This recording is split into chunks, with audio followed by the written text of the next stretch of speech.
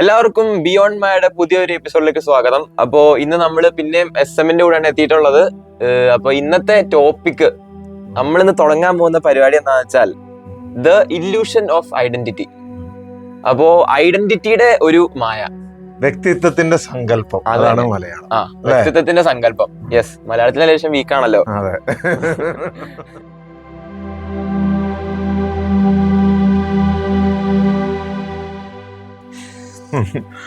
അപ്പോ living in പീസിന്റെ beyond മയുടെ പുതിയൊരു എപ്പിസോഡിലേക്ക് എല്ലാവർക്കും സ്വാഗതം.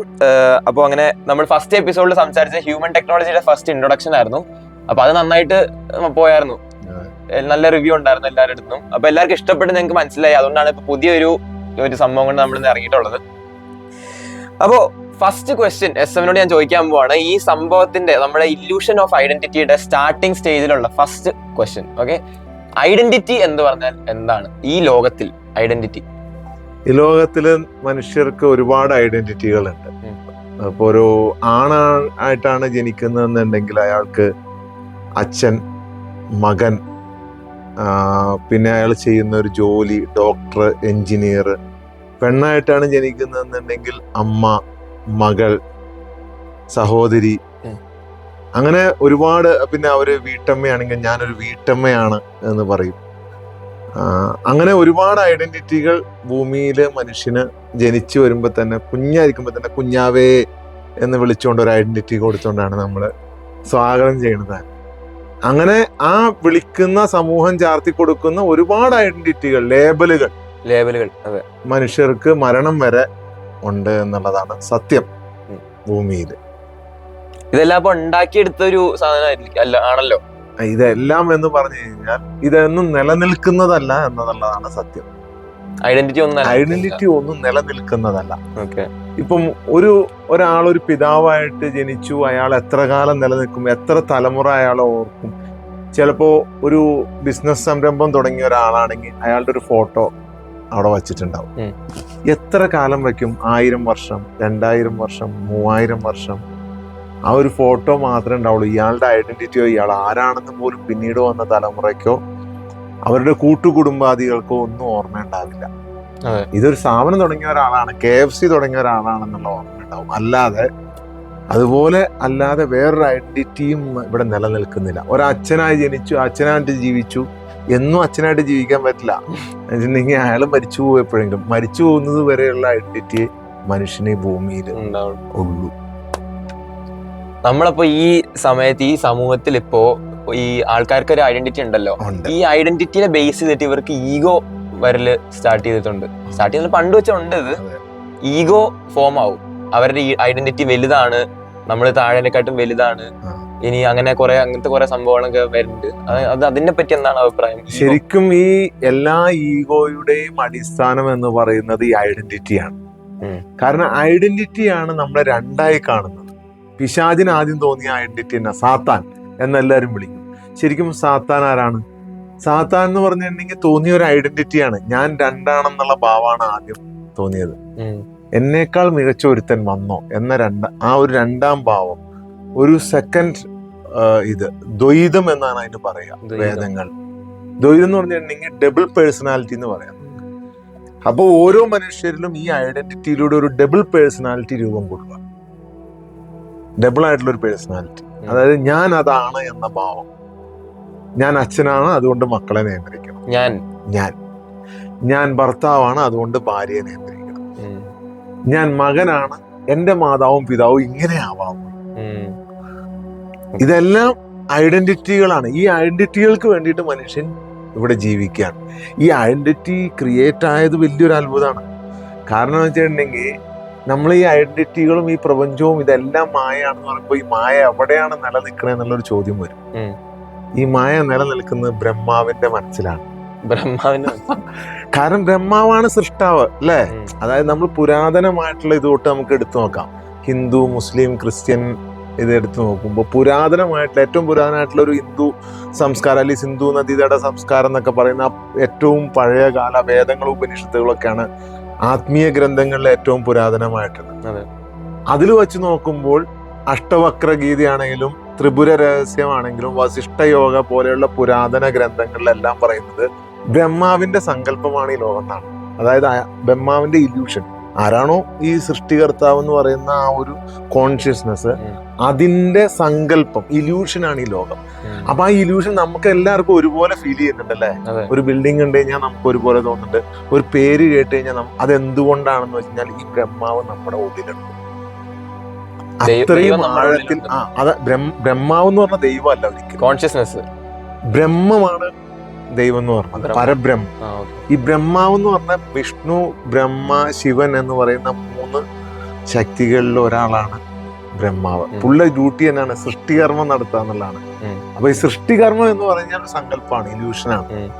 ആദ്യത്തെ അജ്ഞാനം അല്ലെങ്കിൽ അവിദ്യ എവിടെ നിന്ന് വന്നു വെച്ചാൽ ബ്രഹ്മാവിന്റെ സങ്കല്പത്തിൽ നിന്ന് വന്നു എന്നാണ് ഈ പറയുന്ന അഷ്ടവക്രഗീതയും വസിഷ്ഠയോഗയും ത്രിപുര രഹസ്യത്തിലൊക്കെ ഒരേപോലെ പറയുന്ന സംഭവം.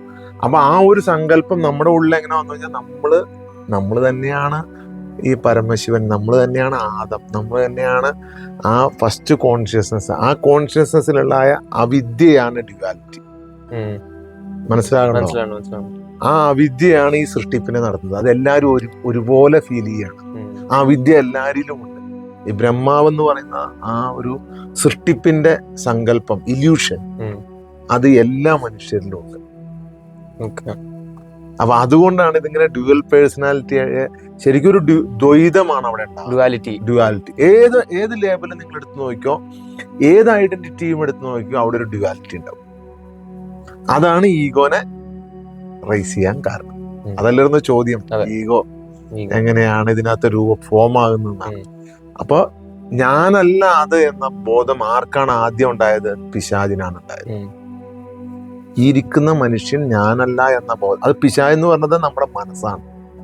ഈ മനസ്സിനാണ് ആദ്യം ഏത് ബോധം വന്നത്? 2 ആണെന്നുള്ള ബോധം വന്നത്, ഒന്നല്ല എന്നുള്ളത്. ആത്മാവിനെ വിട്ട് മനസ്സിന് 2 അല്ല എന്നുള്ളൊരു ബോധം വന്നു. മനസ്സ് ശരിക്കും ആത്മാവിനെ തിരിച്ചറിയാൻ വേണ്ടിയുള്ള ബുദ്ധിക്ക് തന്നതാണ്. ഈ ബുദ്ധിശക്തിയെ നമ്മൾ എന്ത് ചെയ്തു? അവിദ്യയായിട്ട് യൂസ് ചെയ്തു. അപ്പൊ ഈഗോ ക്രിയേറ്റ് ആയി. ഈ മനുഷ്യന്റെ കഷ്ടപ്പാടിന്റെ ഒരു കാരണം ഐഡന്റിറ്റി ആവാൻ ഒരു ചാൻസ് ഇല്ലേ? തീർച്ചയായിട്ടും. കാരണം നമ്മുടെ ഹ്യൂമൻ ടെക്നോളജിയുടെ പഠനത്തിലൊരു വാചകം തന്നെയുണ്ട്, മനുഷ്യന്റെ കഷ്ടപ്പാടുകൾ കാരണമല്ല മനുഷ്യൻ വിഷമിക്കുന്നത്, അല്ലെങ്കിൽ ദാരിദ്ര്യം, ബുദ്ധിമുട്ട്, റിലേഷൻ, ഇതൊന്നും കാരണമല്ല, അവരുടെ ഐഡന്റിറ്റികൾ കാരണമാണ് യഥാർത്ഥത്തിൽ മനുഷ്യൻ വിഷമിക്കുന്നത് എന്നുള്ള ഒരു കോട്ട് തന്നെ നമ്മുടെ ഉണ്ട്. കേട്ടിട്ടുണ്ടാവും അല്ലെ? നമ്മളെപ്പോഴും പറയാറുള്ളതാണ്, ഈ ഐഡന്റിറ്റിയിൽ നിന്നാണ് മനുഷ്യന് എല്ലാ ദുരിതങ്ങളും ഉണ്ടാകുന്നത്. ഇത് നമ്മൾ മാത്രം ഇപ്പോൾ ആദ്യമായിട്ട് പറയുന്നതല്ല, ഇത് വിശുദ്ധ ഖുർആനിൽ പറയുന്നുണ്ട്, ഗീതയിൽ പറയുന്നുണ്ട്, ബൈബിളിൽ പറയുന്നുണ്ട്. അതായത് നിങ്ങളുടെ ഐഡന്റിറ്റിയാണ് ഇവിടുത്തെ എല്ലാ ദോഷങ്ങൾക്കും കാരണം എന്ന് പറയുന്നുണ്ട്. അതായത് ഖുർആനില് ആലു ഇമ്രാനില് 185 ഒരു വചനമുണ്ട്. അത് കുല്ലു നഫ്സിൻ ദായിഖത്തുൽ മൗത്ത്, എല്ലാ ശരീരവും മരണം രുചിക്കും എന്ന ഒരു വാചകമാണ്. ഇതിനകത്ത് ഏറ്റവും അവസാനം ഗുറൂർ എന്ന് പറഞ്ഞാണ് അവസാനിക്കുന്നത്. അതിനെ മുകളിൽ കുത്തിട്ട് ഗുറൂർ എന്നാണ് അത്.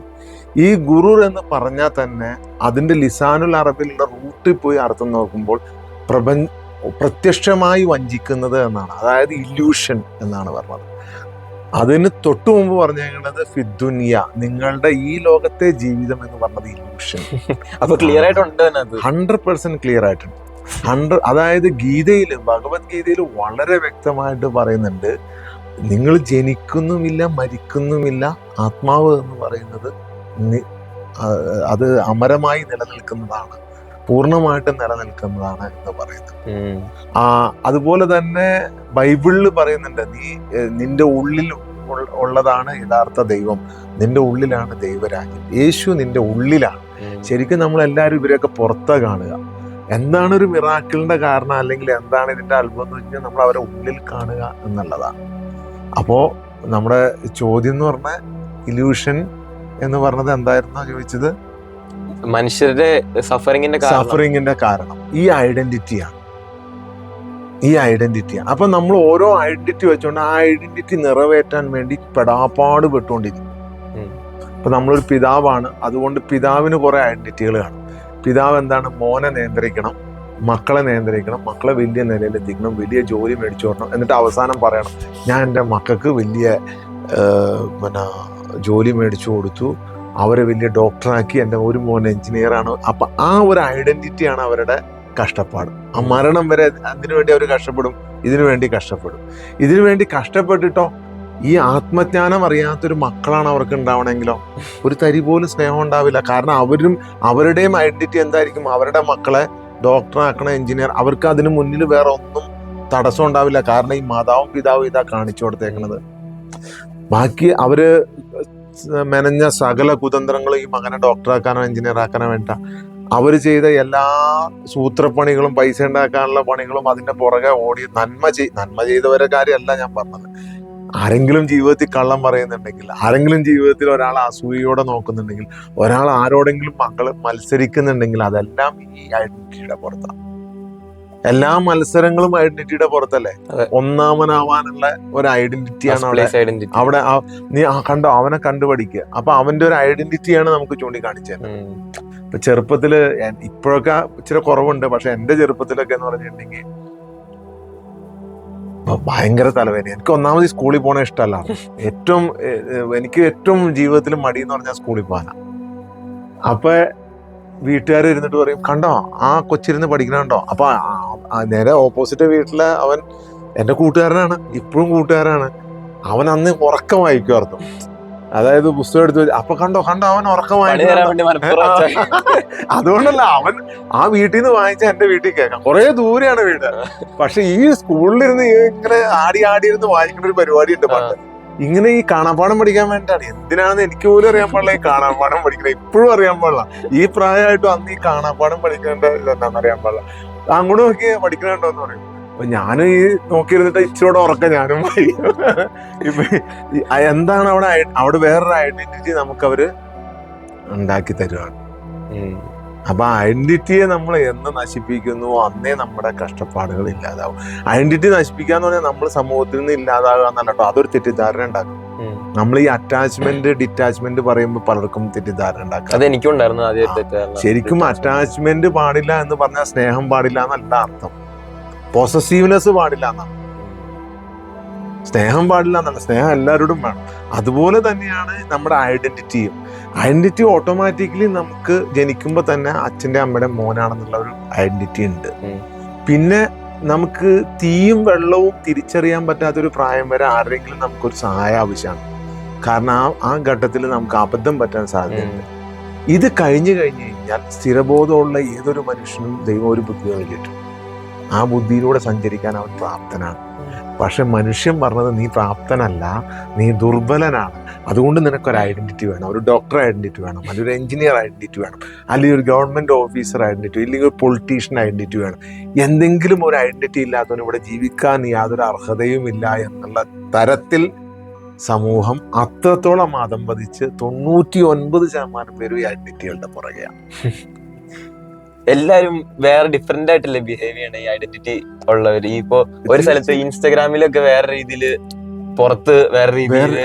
ഇവരിപ്പോ ഏതൊക്കെ ആൾക്കാരുടെ കൂടെ ആണോ ആ ആൾക്കാരുടെ മുമ്പിൽ വേറൊരു ഐഡന്റിറ്റി ആയിരിക്കും. ശരിക്കും ഒരു മുഖം മൂടിയാണ്. അതെ, മുഖം മൂടി. അതന്നെ, മാസ്ക്. ഒറിജിനൽ അല്ല. ഒറിജിനൽ എന്ന് പറഞ്ഞു കഴിഞ്ഞാൽ ശുദ്ധബോധാണ്. അവിടെ നിഷ്കളങ്കത ഉണ്ടാവും. ചിലപ്പോ ഒരു കുട്ടി നമ്മോട് ചോദിക്കുവാണ്, വെള്ളത്തില് ഐസ് ഇടുമ്പോൾ ഈ വെള്ളം തണുക്കുമോ എന്ന് ചോദിച്ചു കഴിഞ്ഞാൽ അത് നിഷ്കളങ്കതയാണത്. അത് മനസ്സിലാക്കാനുള്ള ബോധം ഇല്ലാത്തതുകൊണ്ട് എന്ത് പറയും, ചേടാ നിനക്ക് അതും കൂടെ അറിയാൻ പാടില്ലേ എന്ന് ചോദിക്കും. ഇത്രയും വലിയൊരു ഊളത്തരം എന്ന് പറഞ്ഞാൽ അറിയില്ല. കാരണം അത് മനസ്സിലാക്കേണ്ട ആവശ്യമില്ല. ആവശ്യമുള്ളപ്പോ മനസ്സിലാക്കിയ പോരെ.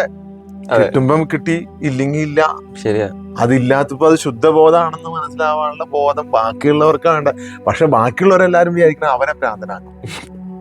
എന്നിട്ട് ബാക്കിയുള്ളവർക്കൊക്കെ ഭയങ്കര ബുദ്ധിയാന്ന് പറയും. സത്യത്തില് ഭ്രാന്ത് ആർക്കാ? ഈ ഐഡന്റിറ്റി ക്രിയേറ്റ് ചെയ്തവർക്കാ ഭ്രാന്ത്. സൊസൈറ്റിക്ക് ഒരു മുഖം, സൊസൈറ്റിക്ക് ഒരു മുഖം ആവശ്യമാണ്. അപ്പൊ അവര് നമ്മൾ പറയും, എന്റെ ബന്ധുക്കളൊക്കെ വന്നിട്ട് അതുകൊണ്ട് അവരുടെ മുമ്പിൽ നീ ഒരു മുഖം കാണിച്ചോളണം എന്ന് പറയും നമ്മോട്. ചിലപ്പോ നമ്മുടെ ഭർത്താവ് പറയും, അല്ലെങ്കിൽ നമ്മുടെ ഭാര്യ പറയും, ഇന്ന് എന്റെ ബന്ധുക്കളൊക്കെ വന്നിട്ട് അതുകൊണ്ട് അവരുടെ മുമ്പില് ഒരു മുഖം കാണിക്കാൻ പറയും. എന്തെടുത്ത് അറിയണോ മുഖം കാണിക്കാൻ പറഞ്ഞത് അന്ന് വെച്ചിട്ടുണ്ടെങ്കിൽ അവരുടെ മുമ്പിൽ നമ്മുടെ നല്ല മുഖം കാണിക്കാനാണ് ഈ പറഞ്ഞത്. നമുക്ക് നല്ല മുഖം ഇല്ല കാണിക്കാൻ. അപ്പൊ കാണിക്കാൻ ഇല്ലാത്തതുകൊണ്ട് ഞാൻ എന്റെ ഭാര്യയുടെ അടുത്ത് പറയും, പന്നന് മുമ്പൊക്കെ ഓക്കെ ഓക്കെ എന്നൊക്കെ പറയും. എന്നിട്ട് ഞാൻ സത്യം പറയും, നമുക്ക് വേറെ കാണിക്കാനൊരു മുഖമില്ല, ഒരു ഐഡന്റിറ്റി ഇല്ല എന്ന സത്യം. എന്നാലും നമുക്ക് പൂർണ്ണമായിട്ടും ഐഡന്റിറ്റി പോകില്ല കേട്ടോ. ഇപ്പോഴും നമ്മുടെ ഉള്ളിൽ കുറേശ്ശൊക്കെ ഇങ്ങനെ കിടക്കുന്നുണ്ടാവും. പക്ഷെ എത്രത്തോളം പോകുന്നു അത്രത്തോളം നമ്മുടെ സഫറിങ്സ് കുറയും, കഷ്ടപ്പാടുകൾ കുറയും. ഒറ്റയ്ക്കുള്ള സമയത്തുള്ള ഐഡന്റിറ്റി ആയിരിക്കുമല്ലോ ഒരു മനുഷ്യന് ശരിക്കുള്ള ഒരു ഐഡന്റിറ്റി. കൂടെ കാണിക്കാൻ മുഖംമൂടി ഇടാൻ ആൾക്കാരില്ലാത്ത സമയത്തുള്ള ഒരു കറക്റ്റ് പോയിന്റ് ആണ്. അതായത് ഒരു മനുഷ്യൻ തീർത്തും ഏകനാകുന്ന ഒരു ഘട്ടം. ഞാൻ മുമ്പ് ഒരിക്കലൊരു കഥ നിങ്ങൾക്ക് പറഞ്ഞു. ഓർമ്മയുണ്ട്. ഫസ്റ്റ് കഥ അതായത് നാസിഫിന് കണക്ട് ആയ ഒരു കഥയെന്ന് വേണമെങ്കിൽ എന്നെ ഒന്ന് ക്ലിക്ക് ആക്കി ഒരു ഐഡിയ വന്നൊരു കഥയാണ്. അതായത് എന്താണ് ശരി തെറ്റ്, എന്താണ് പാപം എന്നൊക്കെ ചോദിച്ചപ്പോ ഞാൻ പറഞ്ഞു, ഒന്നും ഇവിടെ തെറ്റും ശരിയില്ല. നമ്മളൊരു സ്ഥലത്ത് ഒറ്റയ്ക്ക് അകപ്പെട്ടു പോയപ്പോൾ നമുക്ക് ആ ഏരിയ എല്ലാം നല്ല പരിചയമാണ്. അപ്പൊ അവിടെ ഒരു ദുർബലയായ അല്ലെങ്കിൽ ഇതൊന്നും അറിയാൻ പാടില്ലാത്ത ഒരു പുരുഷനോ സ്ത്രീയോ അവിടെ വന്നു പെട്ടു. നേരെ ഓപ്പോസിറ്റ് സൈഡിൽ എല്ലാം അറിയാവുന്ന ഒരാള് അവിടെ ഉണ്ട്. ആ ഘട്ടത്തിൽ ഈ ആള് അവിടെ വേറെ ആരും കാണാനില്ല. ആ ഘട്ടത്തിൽ ഈ ആള് അവിടെ എന്ത് പെരുമാറുന്നു, ആരും കാണാനില്ല. അപ്പോൾ പെരുമാറുന്നത് ഉള്ളു തുറന്നാണോ? അന്നേരം അതിന്റെ ഉള്ളിൽ വേറെ കപടതയൊന്നുമില്ലേ? ആരുമില്ല, എന്ത് ചെയ്താലും ഒന്നും അറിയാത്തൊരു ഘട്ടം. ആ ഘട്ടത്തിൽ നമ്മൾ എന്ത് ചെയ്യും എന്നതിലാണ് ഏറ്റവും പ്രാധാന്യം. അതാണ് ഒരു മനുഷ്യന്റെ യഥാർത്ഥ ഐഡന്റിറ്റി. ആ ഐഡന്റിറ്റി ചിലപ്പോൾ പൈശാചികമാകാം, ആസുരമാകാം, ദേവഗണമാകാം, ഇതൊന്നും അല്ലാതെ ആവാം, നല്ലതാവാം, ചീത്തയാവാം. പക്ഷെ എൻ്റർലി ഉള്ളിലേക്ക് നോക്കുമ്പോൾ അത് ശുദ്ധബോധമാണ്. അതൊരിക്കലും ഒരാളെ ഉപദ്രവിക്കുന്നതല്ല, ഒരാളെ വേദനിപ്പിക്കുന്നതല്ല, ഒരാത്മാവിനെ വിഷമിപ്പിക്കുന്നതല്ല. ആ ശുദ്ധബോധമല്ല എന്ന് പറയുന്നതെല്ലാം മനസ്സാണ്. ഈ മനസ്സാണ് നമ്മുടെ ഐഡന്റിറ്റിയായി മാറുന്നത്. അതായത് സാത്താനും ഇബ്ലീസും പിശാചും ഭൂതവും ഒന്നും പുറത്തല്ല, എല്ലാം നമ്മുടെ കൂടെ. അപ്പൊ ഈഗോ എന്ന് പറഞ്ഞൊരു സാധനം ഈ ഐഡന്റിറ്റിയിൽ ഒരു ലിങ്ക് ഉണ്ടല്ലോ, അത് എത്രത്തോളം വലിയൊരു എഫക്റ്റ് കൊടുക്കുന്നുണ്ട് ഐഡന്റിറ്റിയിലോട്ട്. അതായത് ലോകത്തെ നശിപ്പിക്കാൻ ഈഗോ മതി. ഇപ്പൊ ഡൊണാൾഡ് ട്രംപിന്റെ ഈഗോ എന്താണ്? ഞാൻ ലോക പോലീസാണ്, ഈ ലോകത്തെ ഭരിക്കേണ്ടത് ഞാനാണ്. പുള്ളി അതാണ് യേശുക്രിസ്തുവിന്റെ ഇതൊക്കെ ഇട്ടിട്ട് പുള്ളി വന്നിട്ട് അനുഗ്രഹിക്കുന്നത്. ഇതൊക്കെ പുള്ളി സ്വയം അപ്പൊ പുള്ളിയുടെ മൈൻഡിൽ എന്താണുള്ളത്? പുള്ളി ഉദ്ദേശിക്കുന്നത് ഈ ലോകം നിയന്ത്രിക്കേണ്ടത് അമേരിക്കയാണ്. ഒരു ഐഡന്റിറ്റിയാണ് അത്. അമേരിക്ക ക്രിയേറ്റ് ചെയ്ത ഒരു ഐഡന്റിറ്റിയാണ്. അമേരിക്ക എന്ന് പറഞ്ഞു കഴിഞ്ഞാൽ ലോക രാജ്യങ്ങളെ നിയന്ത്രിക്കേണ്ടതാണ്, അവരുടെ തലപ്പത്ത് ഇരിക്കേണ്ടത് ഞങ്ങളാണ് എന്ന ഒരു ഐഡന്റിറ്റി അവിടെ ക്രിയേറ്റ്, ഒരു സാമൂഹിക ഐഡന്റിറ്റി ക്രിയേറ്റ് ആയിട്ടുണ്ട്. ഈ സാമൂഹിക ഐഡന്റിറ്റിയുടെ റിസൾട്ടാണ് ട്രംപ് എന്ന് പറഞ്ഞാൽ ഞാൻ പേര് പറഞ്ഞോളൂ, അമേരിക്കൻ പ്രസിഡന്റ്. ഈ സാമൂഹിക ഐഡന്റിറ്റിയുടെ റിസൾട്ടായിട്ട് ട്രംപിനെ ആര് തെരഞ്ഞെടുത്തതാണ്? അവിടുത്തെ സമൂഹം തന്നെ തെരഞ്ഞെടുത്തതാണ്. അപ്പോൾ ആ ഈഗോ അയാളുടെ ഉള്ളിൽ ഓൾറെഡി തെരഞ്ഞെടുത്തപ്പോൾ തന്നെ ക്രിയേറ്റ് ആയിട്ടുണ്ട്. അതൊരു ലേബലാണ്. അമേരിക്കൻ പ്രസിഡന്റ് എന്ന് പറഞ്ഞ ലേബലില് ഓട്ടോമാറ്റിക്കായി ഈഗോ ക്രിയേറ്റ് ആകുന്നത്. അതുകൊണ്ടാണ് ഇയാള് ഒന്നും ചെയ്യാത്ത ഒരു രാജ്യത്തിന്റെ കൂടെ വേറെ രാജ്യത്തിന്റെ കൂടെ ചേർന്നിട്ടാണെങ്കിൽ യുദ്ധം ചെയ്യാൻ തോന്നുന്നത്, അല്ലെങ്കിൽ ആളുകളെ നശിപ്പിക്കാൻ തോന്നുന്നത്, ഇല്ല അവരൊക്കെ ചെയ്യണ തീവ്രവാദമാണെന്ന് പറഞ്ഞുകൊണ്ട് അങ്ങോട്ട് അടിക്കാൻ തോന്നുന്നത്, ഇല്ലെങ്കിൽ ഇനിയിപ്പോ തീവ്രവാദമാണെങ്കിൽ പോലും ശരിയാക്കേണ്ടത് ഞാനാണ് എന്ന ബോധം ഉണ്ടായി വരുന്നത് ഈ ലോക പോലീസിന്റെ തലപ്പത്ത്. മുഴുവൻ മനുഷ്യരെയും നയിക്കേണ്ടത് ഞങ്ങളാണ് എന്ന ബോധം അവരവിടെ ക്രിയേറ്റ് ചെയ്ത് വെച്ചു. അതൊരു ഈഗോയാണ്. മുഴുവൻ മനുഷ്യരെയും നയിക്കേണ്ടത് അമേരിക്കയോ അല്ലെങ്കിൽ സൗദി അറേബ്യയോ അല്ലെങ്കിൽ പാകിസ്ഥാനോ ഒന്നുമല്ല. യഥാർത്ഥ ശുദ്ധബോധമാണ്. അതായത് ആത്മാവാണ് ഒരു മനുഷ്യനെ നയിക്കേണ്ടത്. അത് നഷ്ടപ്പെടുത്തിയിട്ട് എന്തോ ഉണ്ടാക്കിയിട്ട് എന്ത് കാര്യം? മെയിൻ ക്വസ്റ്റ്യൻ, ഐഡന്റിറ്റി ഒരു ഇല്യൂഷൻ ആണെങ്കിൽ, മായയാണെങ്കിൽ, മായക്ക് അപ്പുറത്ത് എന്താണ് നമ്മൾ ശരിക്കും? അത് ശരിയാണ്. അതായത് ഇതെല്ലാം ഇല്യൂഷൻ ആണെങ്കിൽ, ഇതെല്ലാം ബ്രഹ്മാവിന്റെ സങ്കല്പമാണെങ്കിൽ, ഇതെല്ലാം നമ്മുടെ സങ്കല്പമാണെങ്കിൽ പിന്നീട് നിലനിൽക്കുന്നത് എന്താണ് എന്നുള്ളത് ഒരു ചോദ്യമാണ്. അതെന്താണെന്ന് നമ്മൾ അറിയണമെങ്കിൽ ആദ്യം നമ്മളോട് തന്നെ നമ്മൾ എന്താണ് എന്നുള്ള ചോദിച്ചു. ഞാൻ ആരാണ്? ഞാൻ എന്താണ്? ഈ പറയുന്ന എല്ലാം വിട്ടുകഴിഞ്ഞാൽ ബാക്കി നിലനിൽക്കുന്നത് എന്താണ്? അതിന് എല്ലാം വിടണം. ഈ എല്ലാം വിടണമെന്ന് പറയുമ്പോൾ ആളുകൾക്ക് സംശയം തോന്നും. എടാ ഇത് ഒരു സാത്താന്റെ വഴിയാണ്. ഇത് ഈ ഹിന്ദു ഇതിലൊക്കെ പറഞ്ഞിട്ടുള്ള അഹം ബ്രഹ്മാസ്മി, തത്വമസി, ഞാനാണ് ദൈവം. സത്യത്തിൽ അവര് അഹം ബ്രഹ്മാസ്മി അല്ലെങ്കിൽ ഞാനാണ് ദൈവം എന്നൊക്കെ പറഞ്ഞതിന് വേറെ ഒരുപാട് അർത്ഥതലങ്ങളുണ്ട്. പക്ഷെ ഈ സാധാരണക്കാരായ അതിനെക്കുറിച്ച് യാതൊരു ബോധവും ഇല്ലാത്ത മനുഷ്യൻ എന്ത് സംഭവിക്കുന്നു വെച്ചിട്ടുണ്ടെങ്കിൽ ഒരാള് ദൈവമാണെന്ന് പറഞ്ഞു, അവൻ ദൈവമാണ് എന്ന് പറഞ്ഞു, അവൻ ആൾ ദൈവമാണ് പറഞ്ഞു. ശരിക്കും അങ്ങനെ അല്ല സത്യം. ഇപ്പൊ ഒരു ഖുർആൻ ആയത്തുണ്ട്, അവസാനം അള്ളാഹുവിന്റെ വജ്ഹ് മാത്രം നിലനിൽക്കുള്ളൂ, ബാക്കിയെല്ലാം നശിച്ചു പോകുന്നതാണ്. അപ്പൊ നിരീശ്വരവാദികൾ അതിനെ യൂട്യൂബിൽ എടുത്തിട്ട് കയറുന്നത് കയ്യും കാലുള്ള പടച്ചോൻ, കയ്യും കാലൊക്കെ ലാസ്റ്റ് ഉരുകി വെന്തു പോകും, ലാസ്റ്റ് മുഖം മാത്രം ഇങ്ങനെ നിലനിൽക്കുമെന്ന് പറഞ്ഞിട്ടാണ് ഇവന്മാര് ചെയ്യണത്. സത്യത്തിൽ അതിനെ അവതരിപ്പിച്ചതിന്റെ കുഴപ്പമാണത്. ഈ ദൈവത്തിന്റെ മുഖം മാത്രം നിലനിൽക്കുമെന്ന് പറഞ്ഞു കഴിഞ്ഞാൽ ദൈവത്തിന്റെ ആ കോൺഷ്യസ്നെസ് എന്താണോ, ആ ശുദ്ധ ബോധം എന്താണോ, ആ സത്യം എന്താണോ, ആ സത്യം മാത്രം നിലനിൽക്കും എന്നുള്ളതാണ്. ബാക്കി നശിച്ചു പോകുന്ന ശരീരമാകട്ടെ, ഭൂമിയാകട്ടെ, ബിൽഡിംഗ് ആകട്ടെ, കാറാകട്ടെ, എല്ലാം 1000 വർഷം അല്ലെങ്കിൽ 2000 വർഷം അല്ലെ. അതിന് മുകളിൽ എന്തിനാണ് ഈ ഭൂമിയില് കാലാവധി ഉള്ളത്?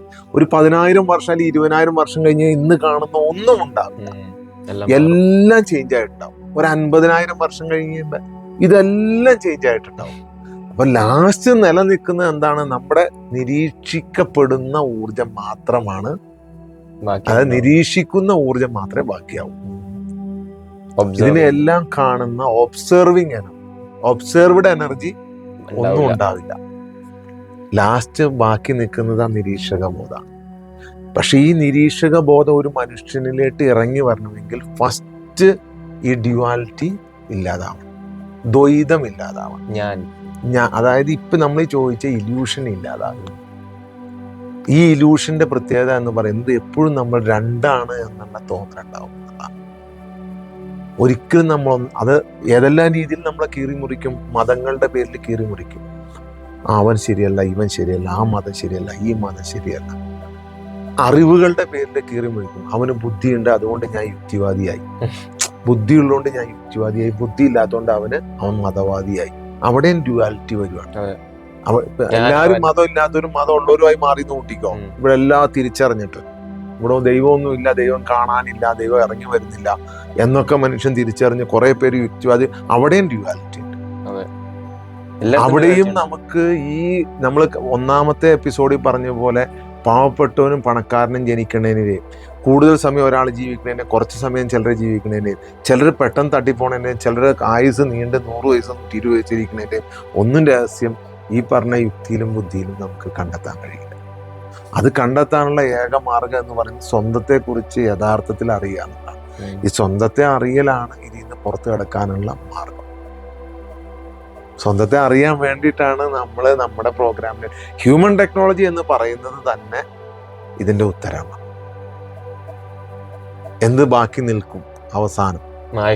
മായക്കപ്പുറം എന്തായിരിക്കും ഉള്ളത്, റിയാലിറ്റി എന്താണ് എന്നതിന്റെ പഠനമാണ് ഹ്യൂമൻ. വേറെ ഒരു ആരാധനാ രീതിയോ അല്ലെങ്കിൽ ഒരു മതപരമായ സംവിധാനങ്ങളോ ഇതിന്റെ ഹ്യൂമൻ ടെക്നോളജിയുടെ പ്രത്യേകത എന്ന് പറയുമ്പോൾ നമ്മൾ എപ്പോഴും പറയാറുണ്ട്, ഇതിൽ പണ്ഡിതന് വരാം, പാമരന് വരാം, പാവപ്പെട്ടവന് വരാം, പണക്കാരന് വരാം, മുസ്ലിമിന് വരാം, ക്രിസ്ത്യാനിക്ക് വരാം, ഹിന്ദുവിന് വരാം, മലയാളിക്ക് വരാം, കന്നഡക്കാരന് വരാം, തമിഴുകാരന് വരാം, ഫ്രഞ്ചുകാരന് വരാം, അമേരിക്കക്കാരന് വരാം.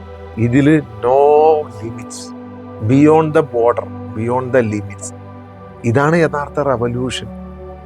സ്വാതന്ത്ര്യം എന്ന് പറയുന്നത് ആ മായക്കപ്പുറമുള്ള ഒരാളെ കണ്ടെത്തുന്നതാണ്. എങ്ങനെ അത് ഇപ്പൊ കൂടുതൽ കോൺഷ്യസ് ആവാൻ ആൾക്കാർക്ക് പറ്റൂലോ.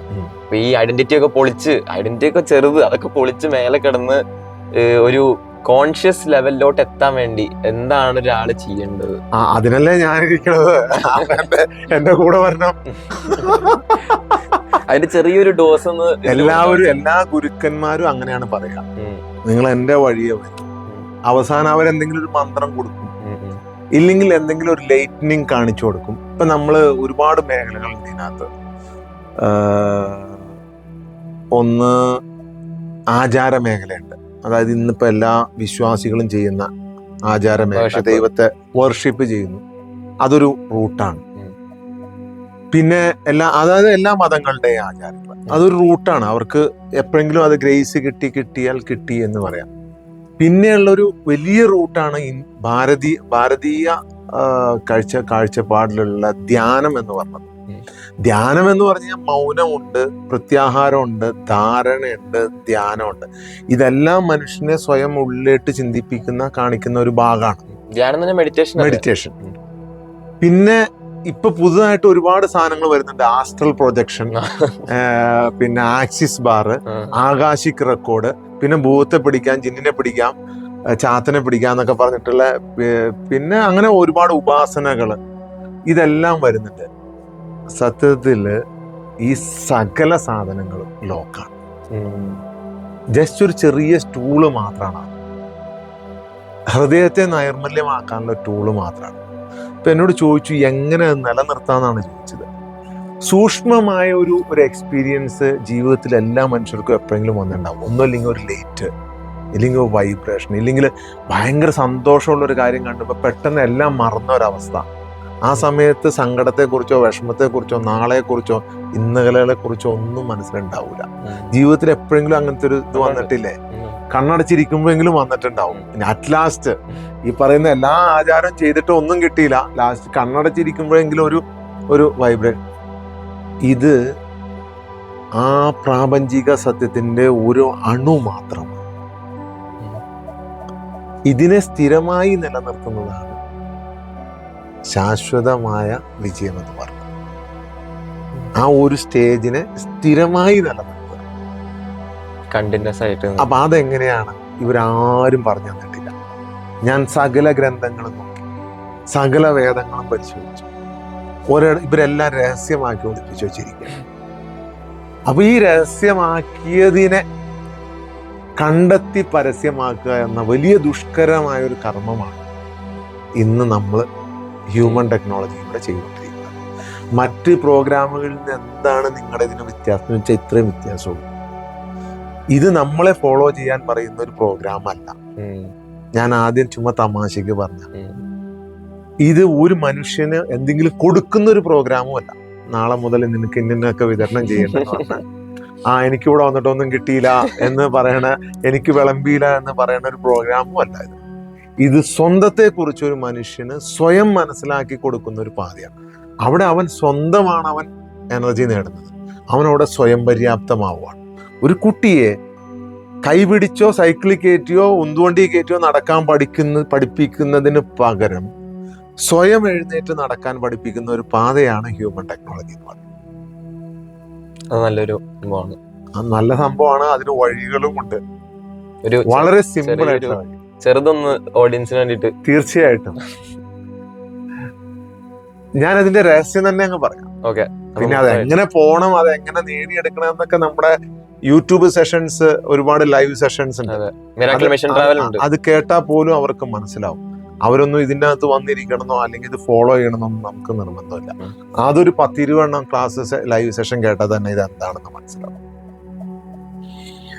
ജീവിതത്തിൽ എല്ലാ മനുഷ്യരിലും ഒരു നല്ല ശുദ്ധബോധമുണ്ട്, നല്ല മനുഷ്യനും ഉണ്ട്. അതായത് എല്ലാത്തിനെയും നന്നായി കാണുന്ന, സ്നേഹത്തോടെ കാണുന്ന, കാരുണ്യത്തോടെ കാണുന്ന ഒരു മനുഷ്യൻ. അത് പലപ്പോഴും കുറച്ച് ദിവസത്തേട്ട് വരും, അത് കഴിയുമ്പോൾ പോകും. പിന്നെ പുറത്തേട്ട് എത്ര പ്രാർത്ഥിക്കുന്ന ആളാണെങ്കിലും, എത്ര ആചാരാനുഷ്ഠാനം ചെയ്യുന്ന ആളാണെങ്കിലും, പുറത്തിറങ്ങി അവൻ എന്തെങ്കിലും ഇഷ്ടപ്പെടാത്തവരെ കണ്ടു കഴിഞ്ഞാൽ അവന് ദേഷ്യം വരും. ആരെങ്കിലും എന്തെങ്കിലും ഇത് ചെയ്യണമെങ്കിൽ അവന് ഇഷ്ടപ്പെട്ടില്ലെങ്കിൽ അവൻ വേറൊരാളോട് പറയും, കണ്ടോ അവൻ ഒരു വിവരമില്ല, അവൻ ചെയ്ത അന്ന് വെച്ചാൽ അവന്റെ കുറ്റം പറയും. അപ്പൊ കുശുമ്പായി, കുറ്റമായി, കോപമായി, ഇതെല്ലാ ആചാരങ്ങളും ചെയ്യുന്ന ആളുകൾക്കാണ്. ശരിക്കും അത് വരാമോ? ഇല്ല, വരാൻ പാടില്ല. ഒരു യഥാർത്ഥ മനുഷ്യന് അത്തരം കാര്യങ്ങൾ വരാൻ പാടില്ല. അപ്പൊ എന്തുകൊണ്ട് ഇത് വരുന്നു എന്ന് ചിന്തിച്ചപ്പോൾ നമുക്ക് മനസ്സിലായി, മനുഷ്യനില്ലാത്തത് സ്ഥിരജ്ഞാനമാണ്. അതായത് സ്ഥിര സമാധി എന്ന് പറയുന്ന ഒരു സംഭവം ഇല്ല. നൈമിഷിക ക്ഷണിക സമാധി മാത്രമാണ് മനുഷ്യനിപ്പോൾ ഉള്ളത്. അതായത് ചിലപ്പോൾ അവൻ പ്രാർത്ഥിക്കാൻ നിൽക്കുമ്പോൾ, നമസ്കരിക്കാൻ നിൽക്കുമ്പോൾ അവന് ചെറിയൊരു ഞാൻ ദൈവത്തിന്റെ മുമ്പിലാണ് നിൽക്കുന്നത് എന്നുള്ള ഒരു ചെറിയൊരു കുഞ്ഞു ബോധം വരും. അതൊരു തോന്നലും ആവാൻ പാടില്ല. ആ തോന്നലാവാം. ചിലപ്പോൾ അവനൊരു അമ്പലത്തിൽ പോയി നിൽക്കുമ്പോൾ അവന് കിട്ടാം, ചിലപ്പോൾ ചർച്ചിൽ പോയി. അതൊരു അന്നേരത്തെ ഒരു മനസ്സിന്റെ ഒരു തോന്നലാണ്, അതൊരു സങ്കല്പമാണ്. കാരണം ദൈവം കൂടെ ഉണ്ടെന്നുള്ള ഉറപ്പ് ഇവർക്കില്ല. അപ്പൊ ഇതിന് ഏക പരിഹാരം എന്ന് പറയുന്നത് 24 മണിക്കൂറും നമ്മൾ ഒരു CCTV നിരീക്ഷണത്തിലാണ് എന്ന ബോധം കൊണ്ടുവരിക എന്നുള്ളതാണ്. ഓ, അത് കുറച്ച് പാടാണത്. 24 hours ദൈവം നിങ്ങളുടെ കൂടെ ഉണ്ടോ? ഉണ്ട്. ഉണ്ടെങ്കിൽ 24 hours നിങ്ങൾ നിരീക്ഷണത്തിലല്ലേ? നിരീക്ഷണത്തിലാണ്. ദൈവം എവിടെയാണ്? നമുക്കൊരു രൂപത്തിൽ കാണിക്കാൻ പറ്റൂല. ഇല്ല. ദൈവം എന്ന് പറയുന്ന ഒരു കോൺഷ്യസ്നെസ് ആണ്, അത് നമ്മൾ പ്രവർത്തിക്കുന്നുണ്ട്, നമ്മുടെ ഒപ്പമുണ്ട്. എല്ലാ ഗ്രന്ഥങ്ങളും പറഞ്ഞേക്കുന്നത് നിങ്ങളുടെ കൂടെ ഉണ്ടെന്നാണ്. അഹം ബ്രഹ്മാസ്മി, തത്വമസി, ദൈവം നിങ്ങളുടെ കണ്ടനാളിക്കരികയാണെന്ന് ഖുർആൻ പറഞ്ഞു, ദൈവരാജ്യം നിങ്ങളുടെ ഉള്ളിലാണെന്ന് ബൈബിൾ പറഞ്ഞു. ഇതെല്ലാരും പറഞ്ഞത് നിങ്ങളുടെ തൊട്ട് ചേർന്ന് ദൈവം ഉണ്ടെന്നാണ്. അതാണ് സ്ഥിരസമാധി. ദൈവമുണ്ട് നമ്മുടെ തൊട്ടു ചേർന്ന് എന്നറിഞ്ഞ് 24 hours നമ്മൾ ഇരിക്കുന്ന അല്ലെങ്കിൽ പ്രവർത്തിക്കുന്ന ചിന്തിക്കുന്ന കാര്യമാണ് ഈ സ്ഥിര സമാധി എന്ന് പറഞ്ഞത്. നിങ്ങൾ ഞാൻ ഈ സമാധി എന്നൊക്കെ പറയുമ്പോൾ നിങ്ങളൊരു ഒരു മതത്തിൻ്റെതായ അർത്ഥം എടുക്കരുത്. ഒന്നാമത് ഹിന്ദു മതം എന്ന് പറഞ്ഞത് ഒരു മതമല്ല, അത് നമ്മളെ അന്വേഷിക്കാൻ പ്രേരിപ്പിക്കുന്ന, നമ്മൾ ആരാണെന്ന് പ്രേരിപ്പിക്കുന്ന ഒരാശയമാണ് ഈ ഹിന്ദു. അതുകൊണ്ടാണ് ഞാൻ ഇടയ്ക്ക് സമാധി, അതായത് നിങ്ങളത് അതിനെ വേറൊരു അർത്ഥത്തിൽ എടുക്കണ്ട. സമാധി എന്ന് പറഞ്ഞു കഴിഞ്ഞാൽ നമ്മൾ ഏറ്റവും ആനന്ദകരമായ ഒരു അവസ്ഥ എന്നാണ് അർത്ഥം. യഥാർത്ഥ മനുഷ്യന്റെ ശുദ്ധബോധത്തിലേക്ക് പോവുക എന്നാണ് സമാധി എന്ന് പറഞ്ഞതിന്റെ അർത്ഥം. ഒന്നുമില്ലാത്തൊരവസ്ഥ. അതായത് നമ്മൾ അമ്മയുടെ എവിടെയാണോ നമ്മളെ പ്രോഡക്റ്റ് നമ്മളെ പ്രൊഡ്യൂസ് ചെയ്തത് അമ്മയുടെ ഗർഭപാത്രത്തിൽ അങ്ങോട്ട് തിരിച്ചു പോവുക എന്നുള്ളതാണ് അതിന്റെ ഫൈനൽ എന്ന് പറയുന്നത്. അതായത് മരിക്കുക എന്നതിനപ്പുറത്ത് എവിടെ നിന്നാണോ സ്റ്റാർട്ട് ചെയ്തത്, ആ സ്റ്റാർട്ട് ചെയ്തപ്പോൾ നമ്മൾ ഒന്നായിരുന്നു, പിന്നീടാണ് ഡ്യുവലായത്.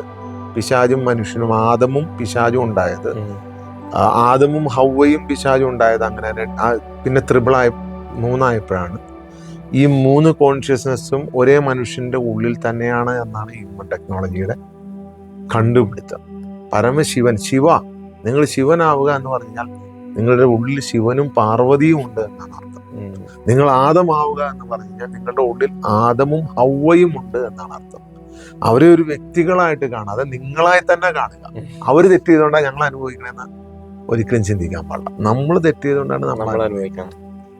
അപ്പൊ ഈ 24 hours CCTV സർവൈലൻസിലായാൽ പകുതി കാര്യം രക്ഷപ്പെട്ടു എന്നുള്ളതാണ്.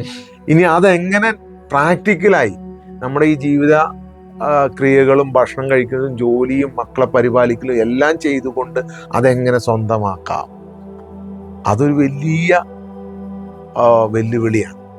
അതാണ് ഞാൻ പറഞ്ഞത്. ഒരു സാമിയായിട്ട് പോയിരിക്കണ, അല്ലെങ്കിൽ ഒരു പിന്നെ ഔലിയായിട്ട് ഏതെങ്കിലും മലയുടെ മുകളിൽ കയറിയിരുന്നു, അല്ലെങ്കിൽ ഏതെങ്കിലും ഒരു വലിയ ഹരിദ്വാറിലോ അല്ലെങ്കിൽ അങ്ങനെ ഹിമാലയത്തിലോ എവിടെയെങ്കിലുമൊക്കെ പോയി, ഇല്ലെങ്കിൽ ഒരാള് മക്കയിലോട്ട് പോയി ഇനി ഒരിക്കലും തിരിച്ചു വരില്ല എന്ന് പറഞ്ഞുകൊണ്ട് കാൽനടയായിട്ട് പോയി, അങ്ങനെയൊക്കെ പോയി നിങ്ങൾ കേട്ടിട്ടുണ്ടാവും. അങ്ങനെ അച്ചീവ് ചെയ്തവരെ കുറിച്ചും കേട്ടിട്ടുണ്ടാവും. പക്ഷെ നമ്മുടെ പഠനം എന്ന് പറയുന്നത് അതിലല്ല. നമ്മുടെ പഠനം ഈ പറയുന്ന സകല പ്രാപഞ്ചിക മായയിൽ നിന്നുകൊണ്ട് യാഥാർത്ഥ്യത്തെ എങ്ങനെ കണ്ടെത്താമെന്നുള്ളതാണ്. അതല്ലേ ശരിക്കും സക്സസ്. അതായത് ഒരു വില്ലാളി വീരനോട് പറയുകയാണ് നീ കാട്ടിലൊറ്റയ്ക്ക് പോയി ഇത് എന്ന് പറഞ്ഞാൽ അതിലൊരു ത്രില്ലില്ല. ഈ ചുറ്റും ഈ സകല മായകളും ഉള്ളപ്പോൾ അതിന്റെ ഉള്ളിൽ നിന്നുകൊണ്ട് ചെയ്യുന്നതാണ് ബ്രില്യൻസ്. അതിനാണ് നമുക്ക് ബുദ്ധി തന്നിട്ടുള്ളത്. അപ്പൊ ആ ബുദ്ധി നമ്മൾ എങ്ങനെ പ്രയോഗിക്കണം എന്നാണ് ഹ്യൂമൻ ടെക്നോളജി ഗവേഷണം ചെയ്യുന്നതും പഠിക്കുന്നതും. നമ്മൾ ഓരോരുത്തരെയും ക്ഷണിക്കുന്നത് ആ പഠനം നടത്താൻ വേണ്ടിയിട്ടാണ്. ഇനിയെങ്കിലും നിങ്ങൾ നിങ്ങളുടെ ജീവിതത്തിൽ ആ ഒരു പഠനം സ്റ്റാർട്ട് ചെയ്യൂ എന്ന് പറയാൻ വേണ്ടിയിട്ടാണ്. അല്ലാതെ വേറൊരു ഉദ്ദേശം ഇതിനില്ല. മായക്കുള്ളിൽ തന്നെ മായക്കുള്ളിൽ നിന്നുകൊണ്ട് അതാണ് ശ്രീകൃഷ്ണൻ ചെയ്തത്. പുള്ളി മായാവിയായി. ആ ബ്രില്യൻസ് നമ്മൾ കാണണം അതിനകത്ത്.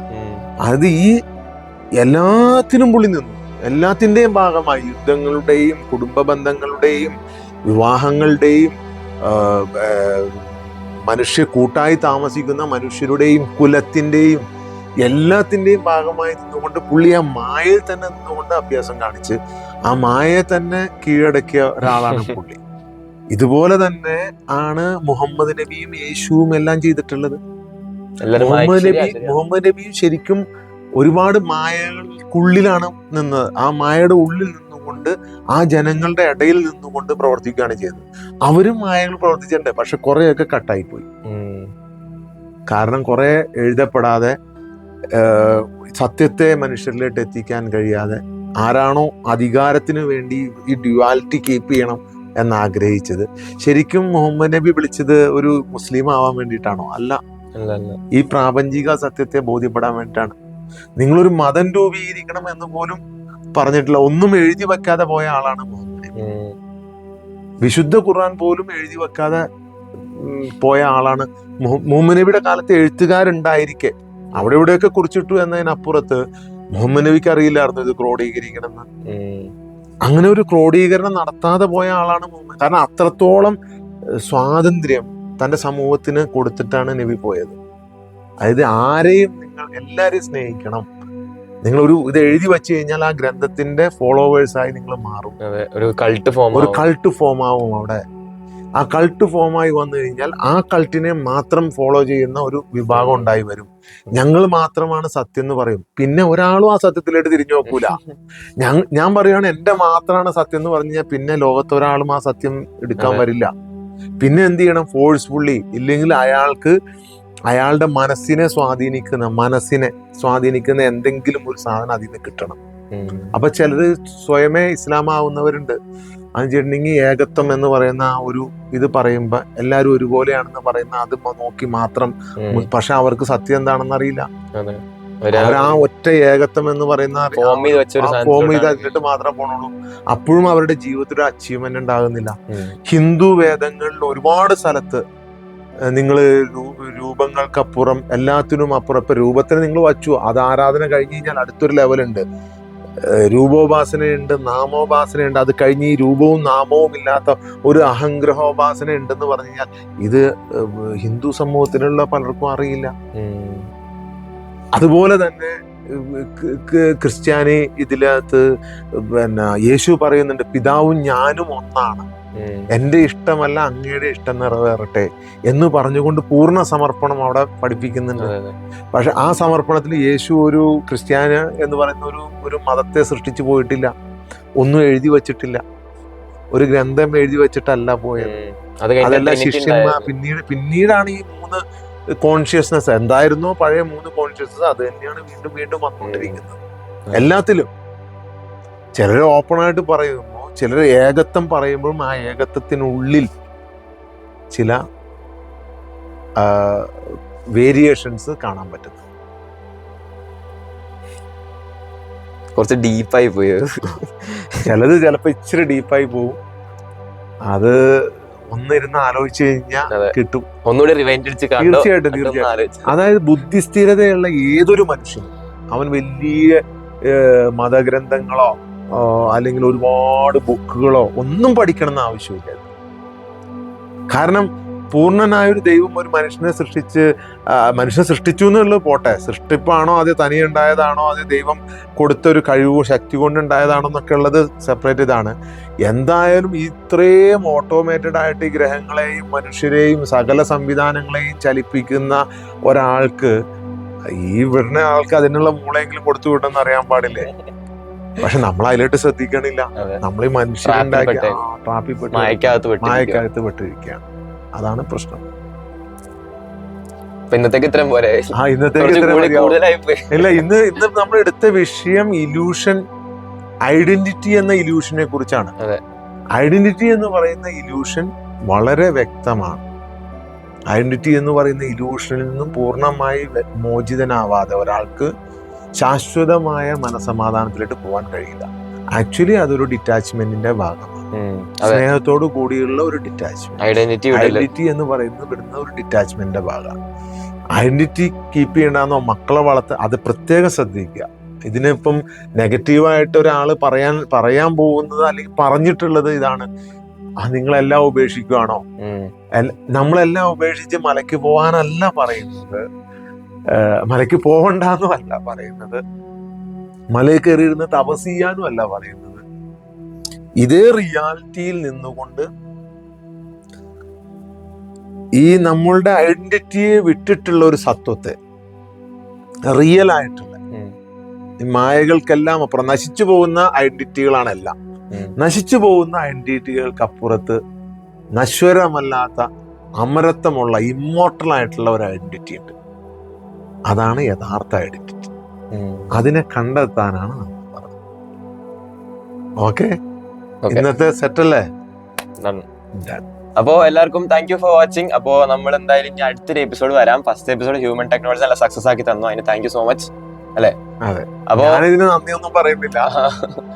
എന്നോടും ഞാൻ പറഞ്ഞതിന് നിങ്ങൾ ഒരിക്കലും എനിക്ക് ഒരു നന്ദിയുടെയോ താങ്ക്സിന്റെയോ, ഇതിപ്പോ മോശമാണെങ്കിലും ശരി, മോശമാണെങ്കിൽ നിങ്ങൾ ചീത്ത പറഞ്ഞാലും എനിക്ക് പ്രശ്നമില്ല, നന്ദി പറഞ്ഞില്ലെങ്കിലും പ്രശ്നമില്ല. ഞാനും ഒരു നന്ദി ഒന്നും പറയുന്നില്ല. നിങ്ങൾക്ക് താല്പര്യമുണ്ടെങ്കിൽ നോക്കുക എന്നത് മാത്രമാണ് എനിക്ക് പറയാനുള്ളത്. അപ്പോ ഇനിയും എപ്പിസോഡുകൾ വരും, നല്ല നല്ല എപ്പിസോഡുകൾ. അപ്പോ താല്പര്യമുള്ള എല്ലാവരും വരിക, കാണുക. അപ്പോ എന്തായാലും താങ്ക് യു സോ മച്ച്. അപ്പൊ നമുക്ക് എന്തായാലും അടുത്തൊരു എപ്പിസോഡ് വെച്ച് കാണാം. Till then, this is Nasif and this is SM. We are signing out. Bye bye. Bye bye.